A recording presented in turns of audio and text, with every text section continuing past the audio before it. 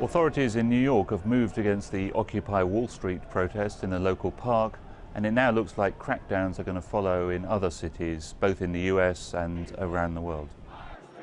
The mayor of Oakland has already evicted protesters in the Californian city, and Mayor Michael Bloomberg followed suit in New York. About 200 people were arrested as the police forcibly moved people from the 2-month-old encampment near Wall Street. The City of London Corporation has now announced that it intends to proceed with legal action to move protesters from outside St. Paul's Cathedral in the city. In New York, the National Lawyers Guild said it had obtained a court order to allow Occupy Wall Street protesters to return to Zuccotti Park, but police barricaded off the square and there were some clashes and arrests. Legal observers with the National Lawyers Guild were on hand to give their personal view of what was going on. You can look around and see an empty park ringed by police. That is an unlawful action. That is in violation of the law. I think it is going to backfire on the city, what they've done today.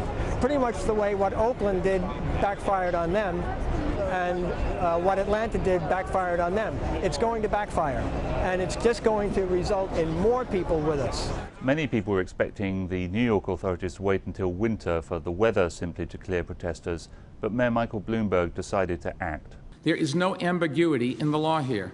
The First Amendment protects speech. It does not protect the use of tents and sleeping bags to take over a public space. Protesters have had 2 months to occupy the park with tents and sleeping bags.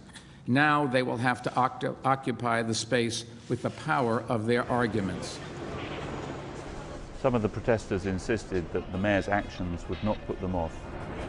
And what Mayor Bloomberg did by trying to invade the park once again was bring all those people that were representing the movement in their communities back to Liberty Park and back on the national stage for discourse in terms of understanding this is our First Amendment rights.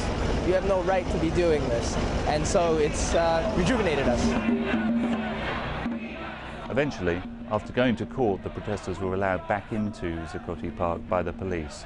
But they may well still have to find another way to spread out their ideas that doesn't involve a physical encampment. John Gapper, Financial Times, New York.